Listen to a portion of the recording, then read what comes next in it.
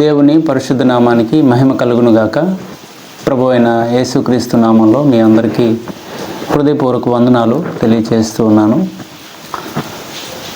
యేసుక్రీస్తు అనే దేవుడు 2000 సంవత్సరాల క్రితము ఈ భూలోకానికి మానవుడిగా వచ్చినప్పుడు ఆయన పరిచర్యలో భాగంగా అనేకమైనటువంటి అద్భుతాలు, ఆశ్చర్యకార్యాలు, స్వస్థతలు చేసినట్టుగా మనం చూస్తాం.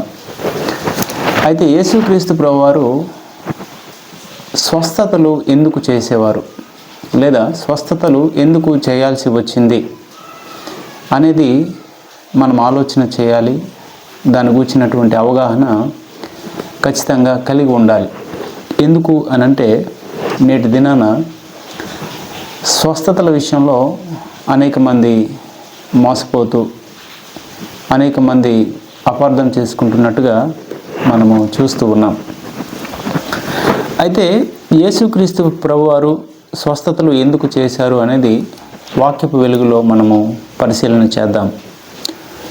మొదటిగా యేసుక్రీస్తు ప్రభువారు ఎందుకు స్వస్థతలు చేసేవారు అనంటే ఆయన యొక్క ప్రవచనాత్మకమైనటువంటి పరిచర్య నెరవేర్చడానికి, అనగా ఆయన ఈ భూలోకానికి మానవుడిగా వచ్చినప్పుడు అనేకమైనటువంటి స్వస్థతలు చేస్తారు అని తన గూర్చిన ప్రవచనము ఏదైతే ఉందో ఆ ప్రవచనము నెరవేర్పుగా ఆయన స్వస్థతలు చేసినట్టుగా మనం చూస్తాం.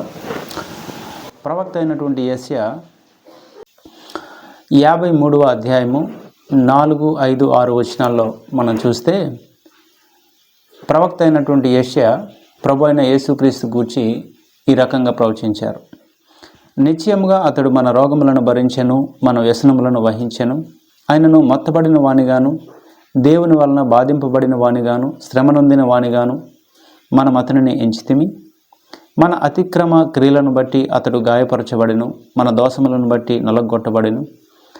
మన సమాధానార్థమైన శిక్ష అతని మీద పడెను, అతడు పొందిన దెబ్బల చేత మనకు స్వస్థత కలుగుచున్నది. మనమందరము గొర్రెల వలె త్రోవ తప్పిపోతిమి, మనలో ప్రతివాడును తనకిష్టమైన త్రోవకు తొలిగెను. యెహోవా మన అందరి దోషమును అతని మీద మోపెను అని ప్రవక్త అయిన యెషయా యేసుక్రీస్తు మానవుడిగా భూలోకంలో పుట్టడానికి పూర్వమే, కొన్ని వందల సంవత్సరాల క్రితమే ఈ ప్రవచనం ప్రవచించినట్టుగా మనం చూస్తాం. మత్తయి సువార్త 8వ అధ్యాయం 16, 17 వచనాల్లో ఈ రకంగా ఉంది. సాయంకాలం అయినప్పుడు జనులు దయ్యములు పట్టిన అనేకులను ఆయన వద్దకు తీసుకుని వచ్చిరి. ఆయన మాట వలన దయ్యములను వెళ్ళగొట్టి రోగుల నెలను స్వస్థపరిచెను. అందువలన ఆయనే మన బలహీనతలను వహించుకొని మన రోగములను భరించినని ప్రవక్త అయిన యెషయా ద్వారా చెప్పబడినది నెరవేరును అనే మాట ఇక్కడ చూస్తాం. ఆయన భూలోకానికి వచ్చినప్పుడు స్వస్థతలు చేస్తారు అని ప్రవక్త అయినటువంటి యెషయా ప్రవచించిన ఆ ప్రవచనము నెరవేర్పుగా యేసుక్రీస్తు ప్రభువారు స్వస్థతలు చేసినట్టుగా మనము చూస్తూ ఉన్నాం. ఇది మొదటి విషయం. రెండవదిగా మనం ఆలోచిస్తే యేసుక్రీస్తు ప్రభువారు ఎందుకు స్వస్థతలు చేసేవారు అనంటే టు ఎక్స్ప్రెస్ హిస్ కంపాషన్, ఆయన యొక్క కరుణ, ఆయన యొక్క జాలి ప్రజల మీద ఏదైతే ఉందో దాన్ని వెల్లడి చేయటానికి లేదా తెలియచేయటానికి, అనేకులు తెలుసుకోవాలని ఆయన స్వస్థతలు చేసినట్టుగా మనం చూస్తాం. ప్రజల ఎడల తన యొక్క జాలి ఏదైతే ఉందో దాన్ని నిరూపించే క్రమంలో, చూపించే క్రమంలో ఆయన స్వస్థతలు చేసినట్టు మనం చూస్తూ ఉన్నాం. మత్తయి సువార్త 14వ అధ్యాయము 14వ వచనంలో చూస్తే ఆయన వచ్చి ఆ గొప్ప సమూహమును చూచి వారి మీద కనికరపడి వారిలో రోగులైన వారిని స్వస్థపరిచెను అనే మాట ఇక్కడ ఉంది. కనికరపడి యేసుక్రీస్తు ప్రభువారు సువార్త నిమిత్తమై ప్రయాణం చేస్తూ ఉన్నప్పుడు రోగులైన అనేకులు ఆయనను వెంబడిస్తూ ఉంటే వాళ్ళను చూచి వాళ్ళ మీద కనికరపడి ఆయన వాళ్ళందరినీ స్వస్థపరిచాడు. తన కనికరాన్ని వెల్లడి చేశాడు, కనికరాన్ని చూపించాడు, తన కనికరాన్ని చాటుకున్నాడు. మత్తయి సువార్తలో 20:34లో చూస్తే, కాబట్టి యేసు కనికర పడి వారి కన్నులు ముట్టెను, వెంటనే వారు దృష్టి పొంది ఆయన వెంట వెళ్ళారు. గుడ్డివారు ఆయన వద్దకు వచ్చినప్పుడు వాళ్ళ మీద కనికర పడి ప్రభు అయిన యేసుక్రీస్తు వాళ్ళందరినీ కూడా స్వస్థపరిచినట్టుగా, బాగు చేసినట్టుగా మనం చూస్తాం.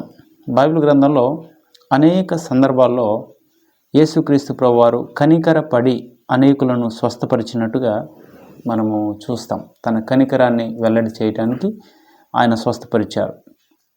మూడవదిగా చూస్తే to prove that God himself actually sent him, అంటే సాక్షాత్తు దేవుడే యేసుక్రీస్తు ప్రభువారిని భూలోకానికి పంపించాడు అనేది సర్వ మానవాళి గ్రహించాలి అనే ఉద్దేశంతో ఆయన అద్భుతాలు లేదా స్వస్థతలు చేసినట్టుగా మనము చూస్తాం. ఇక్కడ అపోస్తలులు ప్రకటిస్తున్న మాటలు, ఇశ్రాయేలు వారలారా, అపోస్తల కార్యాలు 2వ అధ్యాయం 22వ వచనంలో, ఇశ్రాయేలు వారలారా ఈ మాటలు వినుడి, దేవుడు నజరేయుడగు యేసు చేత అద్భుతములను మహత్కార్యములను సూచక క్రియలను మీ మధ్యను చేయించి ఆయనను తన వలన మెప్పు పొందిన వానిగా మీకు కనబరిచెను, ఇది మీరే ఎరుగుదురు. ఇక్కడ గమనించండి, దేవుడు నజరేయుడగు యేసు చేత అద్భుతములను మహత్కార్యములను సూచక క్రియలను మీ మధ్యను చేయించాడు అని అంటున్నారు. దేవుని యొక్క శక్తిని బట్టి, అంటే ప్రభువైన యేసుక్రీస్తు వారు చేసినటువంటి అద్భుతాలు ఏవైతే ఉన్నాయో, స్వస్థతలు ఏవైతే ఉన్నాయో, వాటి ద్వారా సమస్త మానవాళి కూడా ఆయన దేవుని ద్వారా పంపబడినటువంటి వాడు అనేది గ్రహించాలి అనే ఉద్దేశంతో యేసు ప్రభువారు అద్భుతాలు చేసినట్టుగా, స్వస్థతలు చేసినట్టుగా మనం చూస్తాం. నాలుగవదిగా చూస్తే to destroy the works of Satan, అంటే సాతాన్ అపవాది యొక్క క్రియలను లయపరచడానికి యేసుక్రీస్తు ప్రభువారు స్వస్థతలు చేశారు అనేది మనము గమనించాలి. మొదటి యోహాను పత్రికలో 3వ అధ్యాయం 8వ వచనంలో ఇలా ఉంది, అపవాది మొదటి నుండి పాపము చేయించున్నాడు గనుక పాపము చేయవాడు అపవాది సంబంధి. అపవాది యొక్క క్రియలను లయపరచుటకే దేవుని కుమారుడు ప్రత్యక్షమాయను అనే మాట ఉంది. సాతాను చేసినటువంటి క్రియలు ఏవైతే ఉన్నాయో, మనుషులకు రోగాలను సాతాను కలిగించగలడు, రోగాల చేత పీడించగలడు, రోగాల చేత చంపగలడు. అలా పీడితులైనటువంటి వారు ఎవరైతే ఉంటారో వాళ్ళను ప్రభువైన యేసు స్వస్థపరిచి అపవాది చేసినటువంటి కార్యాలను, వాని యొక్క క్రియలను లయపరచటానికి ఆయన స్వస్థతలు చేసినట్టు మనం చూస్తాం. అపోస్తల కార్యాల్లో 10వ అధ్యాయము 38వ వచనంలో చూస్తే, అదేదనగా దేవుడు నజరేయుడైన యేసును పరిశుద్ధాత్మతోనూ శక్తితోనూ అభిషేకించినన్నదియే. దేవుడు ఆయనకు తోడయుండెను గనుక ఆయన మేలు చేయుచు అపవాది చేత పీడింపబడిన వారిని అందరినీ స్వస్థపరచు సంచరించుచుండెను అనేది మనం చూస్తాం. దేవుడు నజరేయుడైన యేసు చేత పరిశుద్ధాత్మతోనూ శక్తితోనూ అభిషేకించెను అనున్నదియే. దేవుడు ఆయనకు తోడయుండెను గనుక ఆయన మేలు చేయుచు అపవాది చేత అనగా సాతాను చేత పీడింపబడిన వారిని అందరినీ స్వస్థపరుస్తూ సంచరిస్తూ ఉండేవాడు అనే మాట ఇక్కడ మనం చూస్తూ ఉన్నాం. అపవాది క్రియలు లయపరచడానికి ప్రభువైన యేసు స్వస్థపరిచేవారు. గమనించాలి. 5వదిగా మనం చూస్తే to direct the works of God, దేవుని యొక్క కార్యాలు ప్రత్యక్షపరచడానికి యేసుక్రీస్తు ప్రభువారు స్వస్థతలు చేసేవారు అనే విషయాన్ని కూడా మనం గమనించాలి. దేవుని యొక్క కార్యాలు ఏవైతే ఉన్నాయో వాటిని ప్రత్యక్షపరిచే క్రమంలో స్వస్థతలు చేసినట్టుగా మనం చూస్తాం. యోహాను సువార్త 9వ అధ్యాయము 3వ వచనంలో, యేసు వీడైనను వీని కన్నవారైనను పాపము చేయలేదు కానీ దేవుని క్రియలు వీని యందు ప్రత్యక్షపరచబడుటకే వీడి గుడ్డివాడుగా పుట్టెను అన్నాడు. ఒక గుడ్డివాడిని యేసుక్రీస్తు ప్రభువారు స్వస్థపరిచినప్పుడు తన యొక్క శిష్యులు ఆయన దగ్గరికి వెళ్ళి అడుగుతారు, ప్రభువా, ఈయన గుడ్డివాడుగా పుట్టడానికి కారణం వీడా లేకపోతే వీని కన్నవారా అని అడిగినప్పుడు ప్రభు చెప్పిన సమాధానం, వీడు గుడ్డివాడుగా పుట్టడానికి కారణం వీడు కాదు, వీని కన్నవారు కాదు, కానీ వీడు పాపం చేయలేదు, వీడి కన్నవారు పాపం చేయలేదు, కానీ దేవుని యొక్క క్రియలు వీని యందు ప్రత్యక్షపరచబడటానికి వీడు గుడ్డివాడుగా పుట్టెను అని చెప్తున్నాడు. ఆయనను స్వస్థపరచడం ద్వారా దేవుని యొక్క క్రియలు, దేవుని యొక్క కార్యాలు ప్రత్యక్షపరచబడినట్టుగా మనం అక్కడ చూస్తాం. కాబట్టి గమనించాలి, దేవుని యొక్క కార్యాలు ప్రత్యక్షపరచడానికి యేసు ప్రభువారు స్వస్థతలు చేసేవారు. చివరిగా ఆరవదిగా చూస్తే ఎందుకు యేసుప్రభు వారు స్వస్థతలు చేసేవారు అనేది ఆలోచన చేస్తే to manifest the glory of God, దేవుని యొక్క మహిమ ప్రత్యక్షపరచడానికి యేసుప్రభు వారు స్వస్థతలు చేసినట్టు మనం చూస్తాం. ఇక్కడ మనం చూస్తాం యోహాను సువార్తలో 11వ అధ్యాయము 39 నుంచి 40 వచనాలు చూస్తే అక్కడ మాట ఉంది. యేసు రాయి తీసివేయడని చెప్పగా చనిపోయిన వాని సహోదరి అయిన మార్త, ప్రభువా, అతడు చనిపోయి 4 దినములైనది గనుక ఇప్పటికీ వాసన కొట్టునని ఆయనతో చెప్పాను. అందుకు యేసు, నీవు నమ్మిన ఎడల దేవుని మహిమ చూతువని నేను నీతో చెప్పలేదా అని ఆమెతో అనెను. యేసుక్రీస్తు ప్రభువారి యొక్క స్నేహితుడైన లాజరు చనిపోయి సమాధి చేయబడి 4 దినములైన తర్వాత యేసుక్రీస్తు ప్రభువారు అక్కడికి వెళ్ళి సమాధి ముందర ఉన్నటువంటి రాయిని తీసివేయమన్నప్పుడు లాజరు యొక్క సహోదరి అయినటువంటి మార్త, ప్రభువా, అతడు చనిపోయి 4 దినములైనది, ఆయన వాసన కొడతాడు అన్నప్పుడు ప్రభు చెప్పిన మాట, నీవు నమ్మిన ఎడల దేవుని మహిమ చూతువని నేను నీతో చెప్పలేదా అని ఆమెతో అన్నాడు. లాజర్ని బ్రతికించినప్పుడు ప్రేత వస్త్రములతో లాజరు సమాధి లోపల నుంచి బయటకు వచ్చినప్పుడు దేవుని యొక్క మహిమ అక్కడ ప్రత్యక్షపరచబడినట్టుగా, అంత గొప్ప అధికారం ఇచ్చినటువంటి దేవాది దేవునికి అక్కడ సర్వజనాంగము సమకూర్చబడిన ప్రజలందరూ కూడా మహిమపరిచినట్టుగా మనము అక్కడ చూస్తాం. కాబట్టి ప్రభు అయిన యేసుక్రీస్తు వారు దేవుని యొక్క మహిమను ప్రత్యక్షపరచడానికే స్వస్థతలు చేసేవారు అనే విషయాన్ని కూడా మనము గమనించాలి.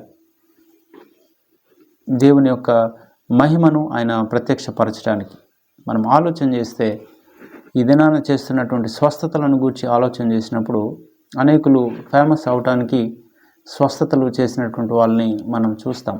లేకపోతే ఒక సెలబ్రిటీ కావడానికి తాపత్రయపడుతున్న క్రమంలో స్వస్థతలు చేస్తున్నట్టుగా, లేకపోతే స్వస్థతల పేరిట మోసం చేస్తున్నట్టుగా, లేకపోతే స్వస్థతలంటే ఎక్కువగా మొగ్గు చూపించేటువంటి ప్రజలను వారి వైపు ఆకర్షించుకోవడానికి స్వస్థతలు అనేటువంటి పేరుతో మోసం చేస్తున్నట్టుగా మనము చూస్తూ ఉన్నాం. అయితే ఇక్కడ గమనించాల్సినటువంటి విషయం ఏంటి అంటే, ఇక్కడ రాయబడి ఉంది, యేసుక్రీస్తు ప్రభువారి యొక్క కాలంలో ఆయన చేసినటువంటి స్వస్థతలను మనము గమనించినట్లయితే ఎక్కడైతే స్వస్థత యొక్క అవసరత, లేకపోతే ఏ ప్రాంతాల్లో అయితే ఆయన సంచారం చేస్తూ ఉండేవారో ఆ ప్రాంతాల్లో స్వస్థత ఎంతమందికి అయితే అవసరత ఉండిందో, ఎంతమంది అయితే ఆయన వద్దకు వస్తారో, ఈయన ఏ ప్రాంతానికి వెళ్తారో అక్కడ స్వస్థపరుస్తూ ఉండేవారు తప్ప ఒక స్థలం ఏర్పాటు చేసుకొని ఇక్కడికి వస్తేనే స్వస్థపరచబడతారు అనే రీతిలో ఆయన వ్యవహరించినట్టుగా మనం ఎక్కడ చూడం. అపోస్తుల కార్యాలు 10వ అధ్యాయము 38లో ఇక్కడ చూస్తాము. మరి అదేదనగా దేవుడు నజరేయుడైన యేసును పరిశుద్ధాత్మతోనూ శక్తితోనూ అభిషేకించినన్నదే, దేవుడు ఆయనకు తోడై ఉండెను గనుక ఆయన మేలు చేయుచు అపవాది చేత, అంటే సాతాను చేత పీడింపబడిన వారిని అందరినీ స్వస్థపరచుచు సంచరించుచుండెను. ఆయన సంచారం చేసిన స్థలాల్లో స్వస్థత అవసరత ఉన్నటువంటి వాళ్ళందరినీ కూడా స్వస్థపరుచుకుంటూ వెళ్తూ ఉండేవాడు.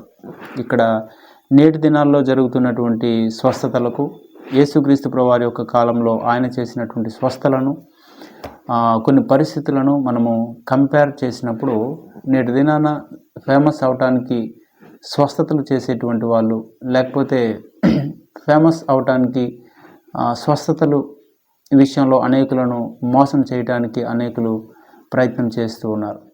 తర్వాత ఇంకో కంపారిజన్ ఏమిటి అని అంటే, స్వస్థతలు చేసేటువంటి వాళ్ళు యేసుక్రీస్తు ప్రభువారిలాగా అనేక ప్రాంతాలకు వెళ్ళి స్వస్థపరచడం లేదు, కానీ వారున్నటువంటి స్థలాల్లోనే, అంటే స్వస్థత సువార్త సభలు అనే ఒక టైటిల్ పెట్టి అనేకులు అక్కడికి వస్తేనే స్వస్థపరచబడతారు, వేరే ఏ ప్లేస్లో స్వస్థపరచబడరు అనేటట్టుగా చేసినటువంటి వాళ్ళని కూడా మనము చూస్తాం. ఇంకొక కంపారిజన్ ఏమిటి అని అంటే, యేసుక్రీస్తు ప్రభువారి యొక్క కాలంలో ఎలాంటి క్లిష్టమైనటువంటి వ్యాధి అయినా కూడా స్వస్థపరచబడుతూ ఉండేది. కానీ నేటి దినాల్లో చేస్తున్నటువంటిది మన కంటికి కనిపించినటువంటి వాటి విషయంలో స్వస్థపరుస్తున్నాము అని చెప్పుకుంటున్నటువంటి వైనాన్ని మనం చూస్తాం. మరొక కంపారిజన్ ఏంటి అని అంటే, యేసుక్రీస్తు ప్రభువారి యొక్క కాలంలో తక్షణమే స్వస్థపరచబడినట్టుగా మనం చూస్తాం, ఎట్ వన్స్, తక్షణమే. కానీ నేటి దినాల్లో జరుగుతున్న స్వస్థతలు మనం గమనించినప్పుడు అది స్వస్థత జరుగుతుంది అనేటువంటి రుజువులు కూడా, ప్రూఫ్స్ కూడా లేకుండా పోతూ ఉన్నాయి. కాబట్టి గమనించాలి, ప్రభు అయిన యేసుక్రీస్తు వారు ఎందుకు స్వస్థతలు చేసేవారు అనేది మనము వాక్యపు వెలుగులో చూసాము. మొదటిగా మనము ఆలోచన చేస్తే, యేసుక్రీస్తు ప్రభు వారి యొక్క స్వస్థతను గూర్చిన ప్రవచనం ఏదైతే ఉందో ఆ ప్రవచనం నెరవేర్పుగా ఆయన స్వస్థపరిచేవారు. రెండవదిగా మనం చూసినప్పుడు ఆయన తన యొక్క జాలి, కరుణ ప్రజల ఎడల ఏముందో అది కనపరిచే క్రమంలో ఆయన స్వస్థపరిచేవారు.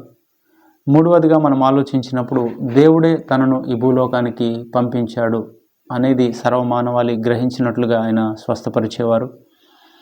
అదేవిధంగా సాతాను యొక్క క్రియలను లయపరచడానికి ఆయన స్వస్థతలు అనే కార్యాలు చేసేటువంటి వారు.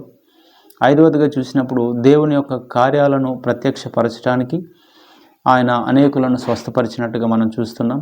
చివరిగా దేవుని యొక్క మహిమ ప్రత్యక్షపరచడానికి యేసుక్రీస్తు ప్రభువారు స్వస్థతలు చేసినట్టుగా మనము చూస్తూ ఉన్నాం.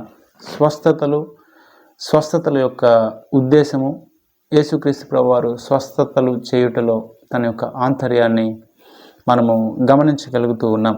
కనుక స్వస్థతల పేరిట జరుగుతున్నటువంటి మోసాలకు మనము బలి కాకుండా, అదే రీతిలో స్వస్థతల వైపే మన యొక్క దృష్టి నిలుపకుండా ప్రభు యొక్క రాకడ వరకు మనల్ని మనము సిద్ధపరచుకోవడానికి, విశ్వాసానికి కర్తయు దాన్ని కొనసాగించేవాడైన యేసు వైపే గురి నిలిపి రాకడ కొరకు మనమంతా సిద్ధపడదాం. దేవుడు అట్టి కృప మనందరికీ దయచేయనుగాక. Amen. God bless you. Thank you.